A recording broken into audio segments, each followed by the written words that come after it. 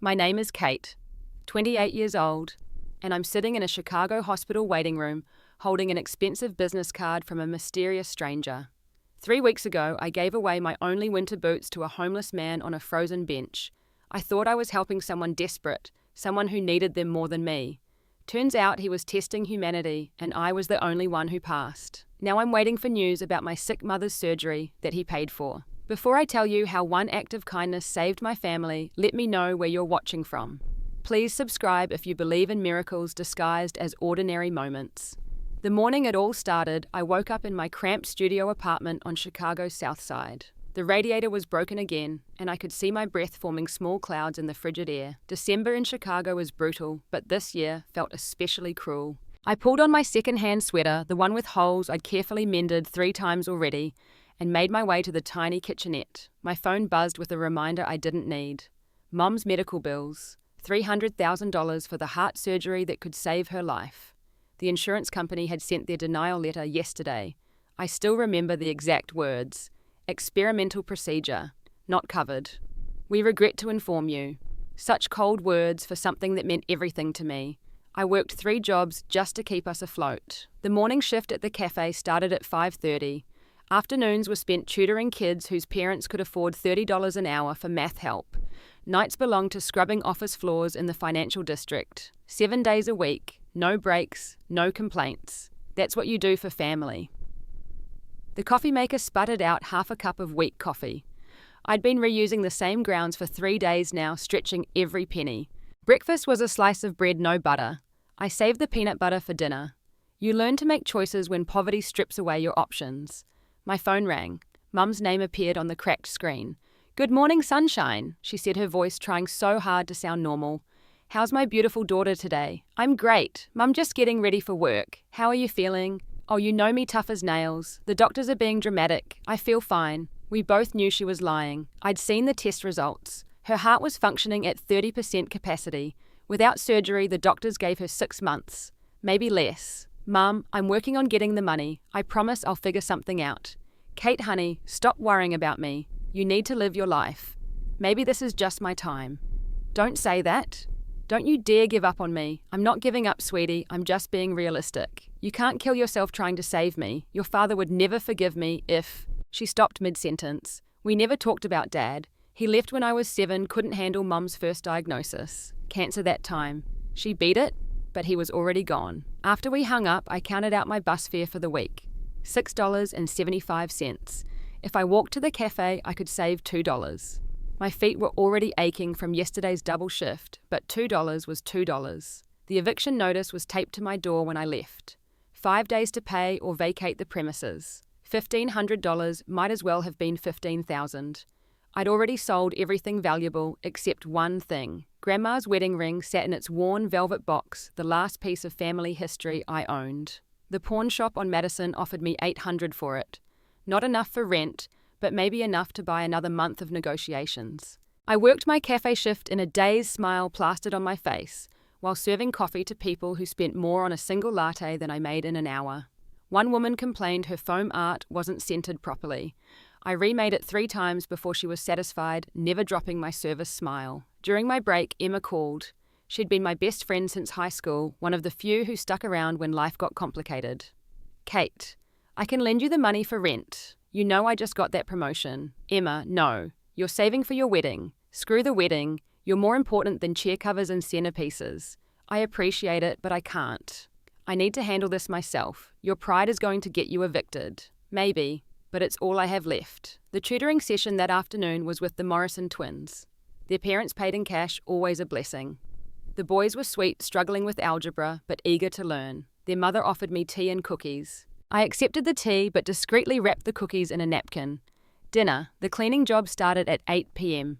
I took the bus to the financial district, watching Chicago transform from struggling neighborhoods to gleaming towers of wealth.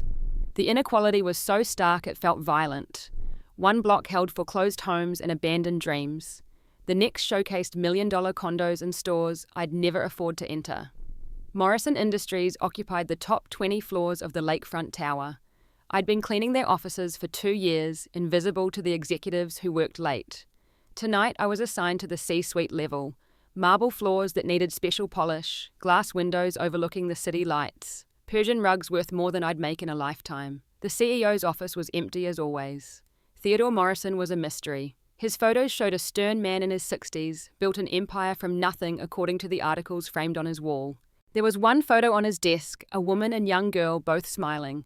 The frame was dusty. I cleaned it carefully. His trash contained the remnants of a life lived in isolation. Coffee cups, energy bar wrappers, nothing personal. The cleaning supervisor Maria once told me he'd been different before his wife died. Warmer, more human. Grief changes people, she said, makes them forget who they used to be. I finished the floor at 11 p.m., body-aching feet swollen in my worn boots. They were the only good shoes I owned, bought second-hand for $40 last winter. The sole was starting to separate on the left one, but duct tape held it together. They had to last through March at least. The bus ride home took me through Lincoln Park, where Christmas decorations turned brownstones into winter wonderlands. Families visible through windows gathered around dinner tables, fireplaces crackling. I used to be bitter about it, the unfairness of their comfort while Mum suffered. Now I just felt empty. Bitterness required energy I couldn't spare. My apartment was colder when I returned. I checked the thermostat, but heat cost money I didn't have. I boiled water on the stove, poured it into empty bottles, and tucked them into my bed. Poor woman's heating system. I sat at my cramped desk, bills spread before me like a map of desperation. Medical bills, rent, utilities, phone. I'd already cancelled internet using the library when necessary. Food was negotiable. Medicine for Mum wasn't. The calculator's numbers never changed, no matter how many times I ran them. Income minus expenses equals negative hope. I picked up Grandma's ring, held it to the light. She'd worn it for 60 years through the Depression, through war, through everything. Selling it felt like betrayal, but watching Mum die felt worse. I fell asleep at the desk, head on the pile of bills still clutching the ring. In my dreams, Dad came back apologising, offering help. Even my subconscious knew better than to believe in fairy tales. December 15th started like every other day, except the temperature had dropped below zero overnight. The weather app on my phone screamed warnings about frostbite and hypothermia. Stay indoors unless absolutely necessary, as if poverty cared about weather advisories. I'd worked my 3 jobs as usual, each shift blending into the next. The cafe was busier with people seeking warm shelter. Tips were better when customers felt guilty about their comfort. An extra $1 here, $2 there. By evening, I'd made an extra $12. Not enough for rent, but enough for Mum's heart medication. The cleaning shift at Morrison Industries dragged on. My supervisor asked if I could stay late cover for someone who'd called in sick. Time and a half pay. I couldn't afford to say no. By 8 p.m, I was exhausted beyond description. The kind of tired that settles into your bones and makes everything hurt. I stood at the bus stop watching my breath freeze in the air. The bench was covered in snow, but I had to sit. My feet were screaming from 16 hours of standing. That's when I saw him. An elderly man shuffled toward the bus stop, each step deliberate and painful. His coat was more patches than original fabric held together with safety pins and hope. But it was his shoes that made me gasp. They weren't shoes really, just pieces of cardboard tied with string. His toes were visible blue and swollen with cold. He sat down beside me, groaning softly.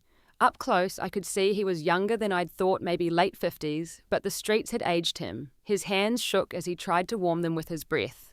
"Excuse me, miss," he said, his voice gravelly. "Do you know if the number 12 bus runs this late? It stopped running an hour ago. Next one's not until 5:30 tomorrow morning." His shoulders sagged. "I see. Thank you." We sat in silence for a moment. I couldn't stop looking at his feet. "The shelters are all full," he said, as if reading my thoughts. "Been walking since noon trying to find somewhere warm. Churches lock their doors now. Can't blame them, I suppose. How long have you been on the streets?" 3 months. Lost my job, then my apartment, then everything else. It happens faster than you'd think. I knew exactly how fast it happened. I was 5 days away from it myself. He stood up to leave and I saw him wince. His feet had to be frostbitten. He wouldn't make it through the night. The temperature was dropping and the nearest open building was miles away. "Wait," I said. My hands moved without consulting my brain. I untied my boots, pulled them off along with my wool socks. The cold hit my feet instantly like knives. "I can't take your shoes, miss." "Yes, you can, please. You need them more than I do, but you'll freeze." "How will you get home?" "I live close by, just a few blocks. I'll be fine." It was a lie. I lived 2 miles away, but looking at his feet, I knew he wouldn't survive without protection. I'd make it home. Cold hurt, but alive. He might not. He took the boots with shaking hands, tears freezing on his cheeks. I don't know what to say. Nobody's ever. Thank you doesn't seem like enough. Just pay it forward someday. When you're back on your feet, help someone else. I will. I promise. What's your name? Kate. I'm Theodore. God bless you, Kate. I stood up, the snow burning my bare feet instantly. See you around, Theodore. Stay warm. I walked away quickly before I could change my mind. The first block wasn't terrible. Adrenaline and the satisfaction of doing something good kept me warm. The second block, reality set in. The snow turned to ice on the sidewalks. Each step was agony. I tried walking on the patches of grass, but they were frozen solid. A couple passed me, the woman gasping. Oh my God, are you okay? Where are your shoes? I'm fine. Just lost a bet. Almost home.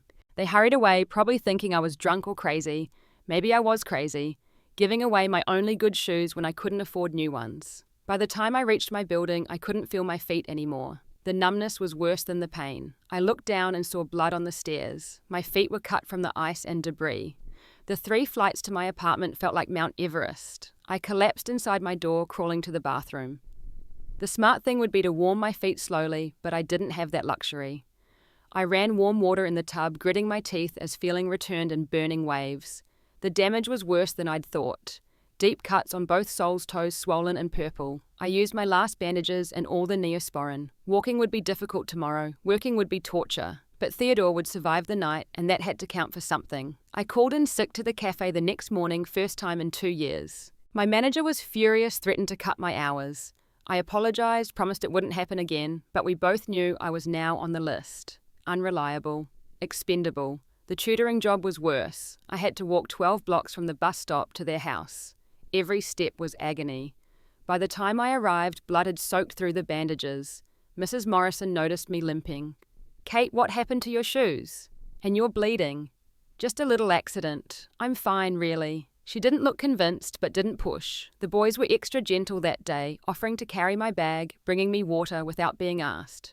Kids notice more than we give them credit for. That night, I wrapped my feet in plastic bags and duct tape to get through my cleaning shift. Maria took one look at me and shook her head. What happened to you? It's nothing. Just need to work. You can't clean floors when you can barely walk. Go home, Kate. I can't afford to go home, Maria. Please, I need this shift. She sighed, assigned me to desk duty. Emptying trash cans, wiping down surfaces, easier work, less pay. I was grateful anyway. By the 3rd day, infection had set in. Red streaks ran up from the worst cuts. Fever made everything hazy. I knew I needed antibiotics, but the free clinic had a 3-day wait and the emergency room would bankrupt me further. I lost the tutoring job when I couldn't make it to the session. Mrs. Morrison was apologetic but firm. The boys needed consistency. She'd find someone else. That night, lying on my mattress on the floor, fever raging, I wondered if I'd made a terrible mistake. One moment of compassion might cost me everything. But then I pictured Theodore warm in my boots, maybe finding shelter, maybe surviving. It had to be worth something, even if nobody else ever knew I'd know. Sometimes that has to be enough. 3 days after giving away my boots, I was wrapping my infected feet in the last of my clean towels when someone knocked on my door. It was 7 a.m, too early for the landlord, too late for last night's drunks to still be wandering the halls. I limped to the door, looked through the peephole. A woman stood there. Professional blazer leather briefcase looking completely out of place in my rundown building. Kate Henderson, she asked when I opened the door. Yes, my name is Patricia Westbrook. I'm here on behalf of Theodore Morrison. May I come in? My first thought was that something had happened to the old man. Maybe he'd died and somehow they'd traced the boots back to me. Is he okay? Is Theodore all right? She smiled. He's more than all right. May I? I stepped aside, suddenly aware of how my apartment looked. Mattress on the floor, empty refrigerator, humming loudly, stack of overdue bills on the counter. Patricia didn't seem to notice or care. She handed me an envelope and a large box. Mr. Morrison wanted me to deliver these personally. I don't understand. Read the letter. Everything will make sense. My hands shook as I opened the envelope. The letterhead stopped my heart. Morrison Industries. The same offices I'd been cleaning for 2 years. Dear Kate. The letter began. You know me as Theodore, the homeless man you gave your boots to 3 nights ago. That was not my real identity. My name is Theodore Morrison, CEO of Morrison Industries. For the past 6 months, I have been conducting a social experiment testing the kindness of strangers in our city. I had to sit down. The room spun. The letter continued. In 6 months, I have encountered hundreds of people while dressed as someone in need. You were the only one who gave me something you couldn't afford to lose. You sacrificed your own well-being for a stranger expecting nothing in return. Your kindness has restored my faith in humanity. Patricia opened the box, revealing a pair of expensive winter boots, the kind I'd seen in store windows but never imagined owning. These are yours along with this. She handed me another envelope. Inside was an invitation to Morrison Industries headquarters tomorrow at 10 a.m. He wants to meet with you. The real him this time. This is insane. Was this all just a game to him? Testing poor people for entertainment. Patricia's expression softened. It's not what you think. Theodore has his reasons. He'll explain everything tomorrow. Will you come? I looked at my infected feet, my eviction notice, my life falling apart around me. What did I have to lose? Yes, I'll be there. After Patricia left, I Googled Theodore Morrison obsessively. Built his company from nothing, worth $3 billion. Wife died of cancer 5 years ago. Daughter Jennifer worked in the family business. Known for his ruthless business tactics, but also his philanthropy. Nothing about wandering the streets pretending to be homeless. I called Emma, told her everything. She thought I was having a fever dream. Kate, billionaires don't pretend to be homeless. You probably got scammed. By who? Who would scam me for my shoes then send me new ones? I don't know, but be careful. This sounds too weird to be real. I borrowed a dress from Emma anyway, her nicest one. Navy blue professional, but not trying too hard. The new boots fit perfectly, more comfortable than anything I'd ever worn. The next morning, I took 3 buses to reach Morrison Tower. The same building I'd cleaned for 2 years, but entering through the front door felt like stepping into another universe.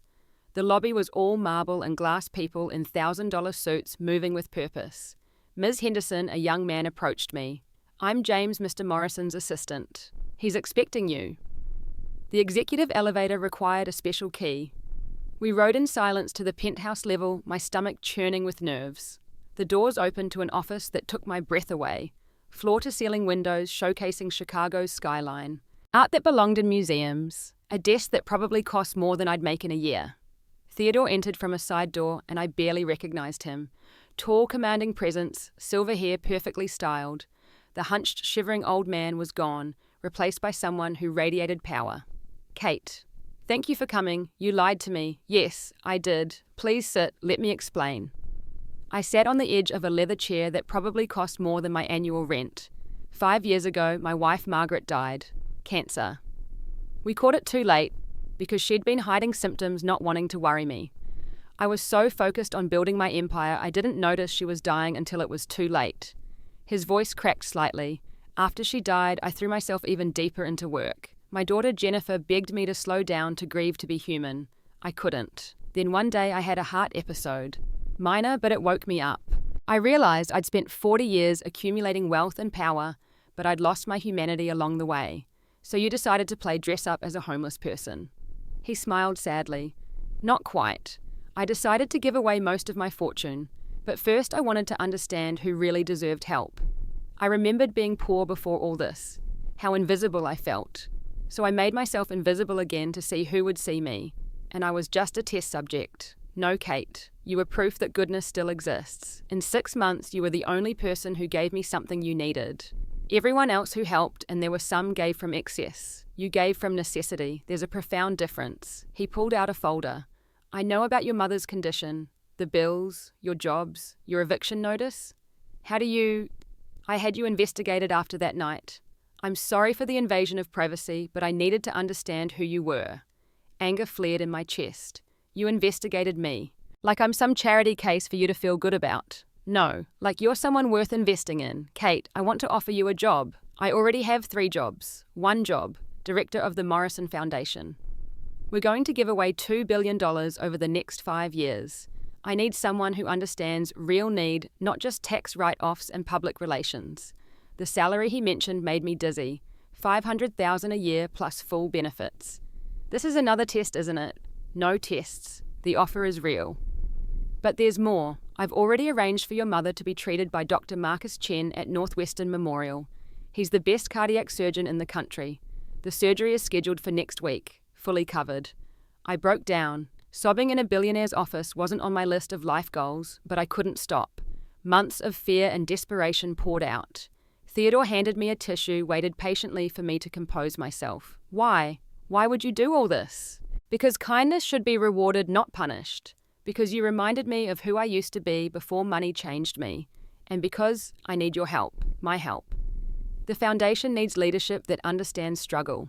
I can write checks, but I don't know what it's really like anymore. You do. Together, we can actually make a difference, not just generate tax deductions. What's the catch?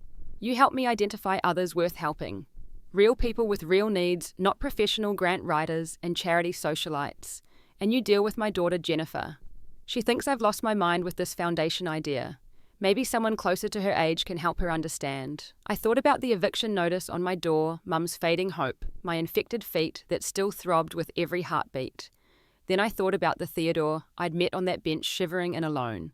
Maybe we'd both been pretending in different ways. When do I start? Monday if you're ready. But first, let's get those feet properly treated. Patricia will take you to our company physician. As I stood to leave, Theodore called out, "Kate." That night on the bench, I'd actually given up on finding anyone who cared. I was about to end the experiment, conclude that humanity was truly lost. You saved more than just my feet from the cold. You saved my faith in people. I thought about that as Patricia drove me to the medical centre. How strange that two people in pain, both hiding their true selves, had found each other on a frozen bench. Maybe that's how grace works. Not through angels and miracles, but through ordinary people making extraordinary choices. The doctor treated my feet, prescribed antibiotics, insisted I stay off them for at least 2 days. Patricia drove me home, helped me up the stairs, made sure I had everything I needed. Before she left, she said something that stuck with me. I've worked for Theodore for 15 years. This is the first time I've seen him genuinely happy since Margaret died. You did that. Don't underestimate the power of what you did. That night I called Mum, told her about the surgery appointment. She cried, asked how I'd managed it. I told her a partial truth, that my act of kindness had been noticed by someone in a position to help. She said Dad would have been proud. We both knew that wasn't true, but it was nice to pretend. Monday morning, I walked into Morrison Industries as an employee, not a cleaner. The transformation felt surreal. Same building, same elevators, completely different world. Patricia met me in the lobby with my new employee badge and a schedule that made my head spin. Your office is on the 42nd floor. You have a meeting with department heads at 9, lunch with Theodore and Jennifer at noon, and a board presentation at 3. I don't know how to do any of this. You'll learn. Theodore has faith in you. So do I. My office was bigger than my apartment. Floor-to-ceiling windows, a desk that looked like it belonged in a museum, and a leather chair that probably cost more than I'd made last year. There was already a nameplate. Kate Henderson, Director, Morrison Foundation. The meeting with department heads was a disaster. They looked at me like I was a child playing dress-up. Margaret Simpson, Head of Human Resources, barely concealed her contempt. So Kate, what experience do you have managing multi-million-dollar charitable distributions? I know what it's like to need help and not get it. That seems relevant. That's hardly the same as understanding tax implications, regulatory requirements, and strategic philanthropy. She was right, but I wouldn't give her the satisfaction of admitting it. I'll learn what I need to learn, but I bring something none of you have. I know what desperation feels like. I know which programs actually help and which ones just make donors feel good about themselves. The room fell silent. A few people looked impressed. Margaret looked furious. Lunch with Theodore and Jennifer was worse. His daughter was beautiful, polished, everything I wasn't. She barely acknowledged my presence, speaking only to her father. This is ridiculous, Dad. You can't just hand over the foundation to someone you met on the street. I'm not handing over anything. Kate and I will work together. She's a janitor. Was a janitor. What could she possibly know about running a foundation? Theodore's jaw tightened. She knows compassion. That's more than most people in this building. Compassion doesn't balance budgets or navigate legal requirements. No, but it determines who actually gets helped versus who gets good at filling out applications. Jennifer turned to me. How much of my family's money did my father promise you? I set down my fork. Your father offered me a job which I accepted. He also arranged medical care for my dying mother. If that makes me a gold digger in your eyes, I can live with that judgment. At least you're honest about it. Jennifer Theodore's voice carried a warning. What, Dad? You want me to pretend this is normal? You disappear for hours playing homeless, then hand over millions to a complete stranger. Mum would be horrified. Your mother would understand perfectly. She came from nothing too, or have you forgotten that? Jennifer stood up, threw her napkin on the table. I have real work to do. Enjoy your charity project, Dad. After she left, Theodore apologized. She's protective. Lost her mother worried about losing me too. She has a point though. I don't know what I'm doing. Nobody knows what they're doing at first. But you have something that can't be taught. You understand suffering. That's the qualification that matters most. The board presentation was intimidating. 12 people who controlled billions looking at me like I was speaking a foreign language. I'd prepared slides about new programs but threw them away and spoke from my heart instead. Last week, I gave away my only winter boots to someone I thought needed them more. That person turned out to be your CEO. The experience taught me something important. Poor people aren't poor because they're lazy or stupid. They're poor because one crisis, one medical bill, one missed paycheck can spiral into catastrophe. The foundation needs to address that reality, not just hand out turkeys at Thanksgiving. One board member, an elderly woman named Grace, smiled. What specifically are you proposing? Dignity first programs. Help that doesn't humiliate. Pay security deposits so families don't become homeless. Cover medical bills before they bankrupt people. Fund childcare so single parents can work. Real help for real problems. How do we determine who's deserving versus who's taking advantage? We don't. We help everyone who asks because the cost of being taken advantage of occasionally is nothing compared to the cost of letting someone slip through the cracks. The room erupted in arguments. Half thought I was naive. Half thought I was revolutionary. Theodore watched from the corner, slight smile on his face. After the meeting, Margaret cornered me by the elevator. You won't last 6 months. This isn't some feel-good story. This is business and you're out of your league. Maybe. But for 6 months, I'm going to help as many people as possible. That's more than you've done in 20 years here. She stormed off. James appeared at my elbow. Well done. Margaret's been wanting the foundation director position for years. You've made an enemy. I've been making enemies my whole life for being poor. At least now I'm making them for trying to help. The first week was a blur of meetings, documents, and resistance from every department. The second week, I implemented my first program. Emergency assistance, no questions asked, up to $5,000 per family. The board fought me, but Theodore backed every decision. I started visiting shelters, not as someone desperate for work, but as someone who could actually help. The shift in how people looked at me was disorienting. Respect I hadn't earned, deference I didn't deserve. 3 weeks into the job, Mum had her surgery. I sat in the waiting room where this story began, holding Theodore's business card, thinking about the strange path that led me here. Dr. Chen emerged after 6 hours smiling. The surgery was successful. She'll need recovery time, but the prognosis is excellent. I called Theodore from the hospital. Thank you. I don't know how to ever repay you. You already did. On a frozen bench in the snow. We're more than even, Kate. Jennifer started coming around during month 2. She'd show up at my office with complaints but stayed to talk. Eventually, the real Jennifer emerged from behind the defensive walls. I was wrong about you, she admitted one evening. I thought you were using him. You were protecting your father. I understand that. He seems happier. More like he was before Mom died. Grief changes people, makes them forget who they used to be. She looked at me sharply. Dad said the same thing about Mom, that grief made him forget who he was. Maybe we all forget sometimes. The lucky ones find reminders. We started working together on youth programs. Jennifer had ideas but had been shut down by Margaret for years. Together, we bypassed the bureaucracy, created programs that actually reached kids in need. The turning point came during month 3. Margaret had been sabotaging my programs, delaying funds, losing applications. I'd suspected but couldn't prove it until James brought me evidence. She's been embezzling, he said, showing me financial records. Almost $2 million over 5 years. Small amounts hard to track, but it's there. I took the evidence to Theodore. His rage was quiet, controlled, terrifying. She had everything. 6-figure salary bonuses, security. And she stole from programs meant to help people with nothing. What do you want to do? What would you do, Kate? I thought about all the families whose applications had been mysteriously lost, all the delays that had cost people their homes, their health, their hope. Prosecute her. Every penny she stole represents someone who didn't get helped. That's unforgivable. Theodore nodded. Jennifer will be upset. Margaret is her godmother. Jennifer understands right from wrong. She'll be hurt, but she'll understand. The scandal broke a week later. Margaret arrested at her desk, escorted out in handcuffs.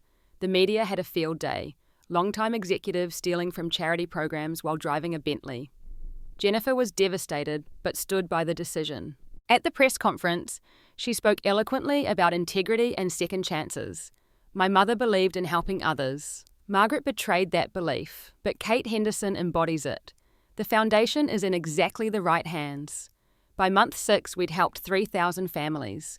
Not just financially, but with dignity intact. No humiliating intake interviews, no proving you're poor enough, no begging, just help when needed. Mum recovered fully, became a volunteer at the foundation. She ran support groups for people dealing with medical crisis, sharing her story, offering hope. Emma joined us too, managing our education initiatives. Her wedding was smaller than planned, but she said it was perfect.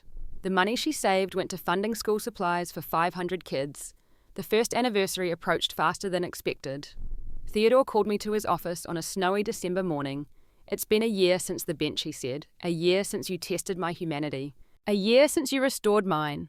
Kate, I'm stepping down as CEO. Jennifer will take over the company. I want to focus entirely on the foundation, and I want you to run it. Full autonomy. My trust, my resources, your vision." "Theodore, I don't have an MBA or..." "You have something better. You have a heart that remembers what it's like to suffer and hands willing to help. That's all the qualification you need." Today is December 15th, exactly 1 year from that frozen night. I'm sitting on the same bench, but everything else has changed. The designer coat keeps me warm, but I remember the cold. The expensive boots protect my feet, but I remember the blood on the stairs. A young woman sits down beside me. Her shoes are held together with duct tape.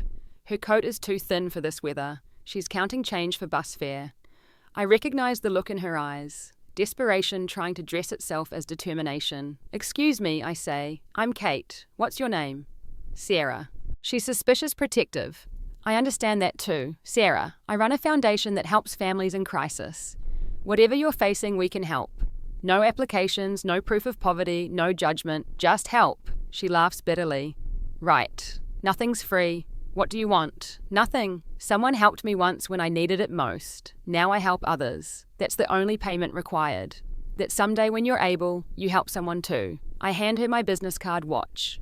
Her eyes widen at the Morrison Foundation logo. "This is real. You're serious. Completely serious. Can you come to our office tomorrow? We'll figure out whatever you're facing. Housing, medical bills, childcare, whatever it is." She starts crying. "My kids. I have 2 kids. We're living in my car. I lost my job when the daycare closed. I can't get a job without childcare. Can't get childcare without a job. We're trapped. Not anymore. Tonight you're going to a hotel. Tomorrow we fix everything else." I call James, arrange immediate accommodation. Within an hour, Shreya and her children are in a warm suite with room service and hope. Theodore appears as Sarah's taxi pulls away. He still tests people, but differently now. He looks for those already helping, supports them with anonymous donations. "How did you know I'd be here?" I ask. "Same way you knew to come. This bench is where we both learned who we really are." We sit in comfortable silence watching the snow fall. Jennifer joins us, bringing hot chocolate from the expensive shop around the corner. "Dad told me the whole story. About that night, about your feet, about everything. Your father saved my family. No, Kate. You saved his humanity. That's worth more than any fortune. We've helped 10,000 families this year. Each one a story of crisis, interrupted catastrophe, prevented dignity, preserved. The ripple effects are immeasurable. Children who stayed in school because their parents could afford rent. Seniors who kept their homes instead of choosing between medicine and mortgages. Veterans who got help without having to prove they deserved it. The Foundation's philosophy is simple now. Everyone deserves help. Everyone deserves dignity. Everyone deserves a chance. The only qualification for receiving help is needing it. Marcus came back 6 months ago, my ex-boyfriend who'd disappeared when life got hard. He'd heard about my new position, wanted to reconnect. I met him for coffee, listened to his apologies and explanations. Then I told him about the nights I'd cried alone, the days I'd gone hungry, the fear that had become my constant companion. I thanked him for showing me who he really was when it mattered most. I haven't seen him since. James and I started dating 3 months ago. He'd been kind when I was nobody, kinder still when I became somebody. That's rare. Real love isn't about what someone can do for you. It's about who they are when you have nothing to offer. Theodore announced his retirement last month, naming me as his successor. The board unanimously approved. Even Margaret's replacement, a woman who'd grown up in foster care and worked her way through law school, voted yes. Mum leads our senior wellness initiative now. She says helping others heal helped her heal. Dad reached out last month, 21 years after leaving. He'd read about the foundation, wanted to reconnect. Mum told him she forgave him long ago, but forgiveness doesn't mean forgetting. Some doors once closed don't reopen. The Warm Boots initiative launched last week. Every winter we'll provide boots, coats, and warm clothing to anyone who needs them. No applications, no proof of poverty, just warmth for those who are cold. I think about that night often, how close I'd come to keeping my boots, to choosing my own comfort over someone else's survival. That small decision to help changed everything. Not just my circumstances, but my understanding of how the world works. Theodore says miracles hide in ordinary moments. I think he's right. Every act of kindness creates ripples we can't see. The homeless man you help might be a billionaire, or he might just be homeless. It doesn't matter. The help matters. The choice to see someone else's humanity matters. The Foundation's new motto is simple. Help first, questions never. We've been criticized for being too trusting, too generous, too naive. But every critic has money in the bank and warm shoes on their feet. They've forgotten what desperation feels like, if they ever knew. I haven't forgotten. I won't forget. The cold of that night lives in my bones, reminds me that comfort is temporary, that everything can disappear in an instant. But it also reminds me that kindness is eternal, that one person's compassion can change another person's world. Tonight there are people sleeping warm who would have frozen. Children eating dinner who would have gone hungry.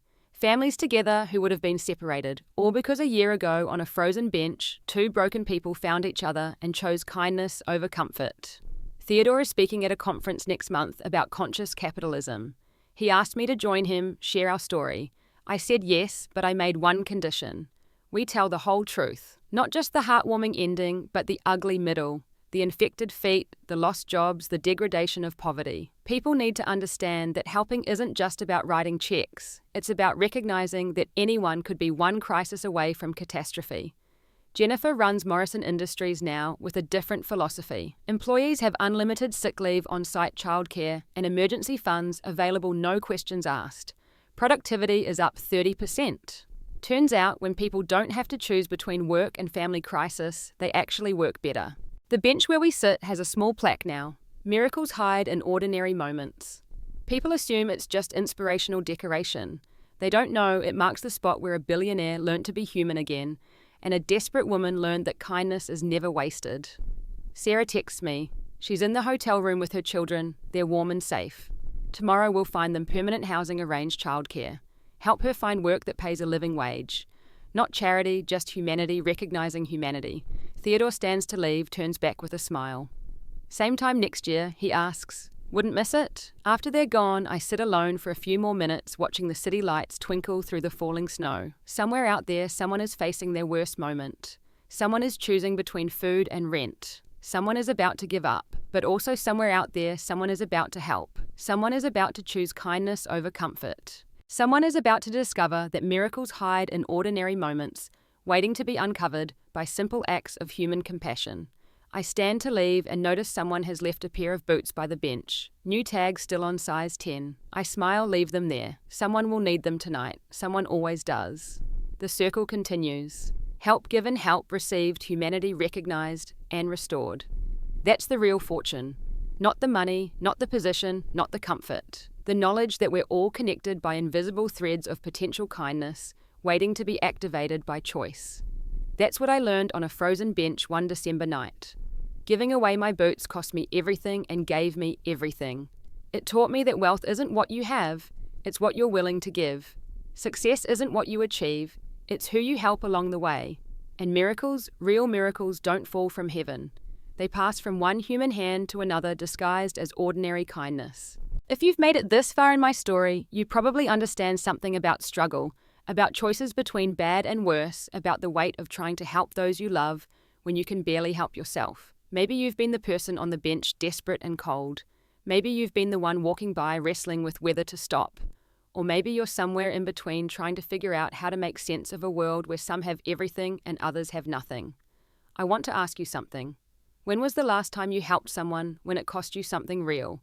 Not spare change, not unwanted clothes, but something you needed, something that hurt to give. If you can't remember, maybe today is the day to start. If you remember it clearly, then you know exactly what I mean about the strange mathematics of kindness, how giving multiplies rather than subtracts. Comment below about a time when someone's unexpected kindness changed your life. Or tell me about a moment when you chose to help despite the cost to yourself. These stories matter. They remind us that we're not alone in our struggles or our compassion. If this story touched you, please like and subscribe. Share it with someone who needs to remember that miracles hide in ordinary moments. Share it with someone who has forgotten their own power to change a life with a single choice. Thank you for listening to my journey from desperation to purpose.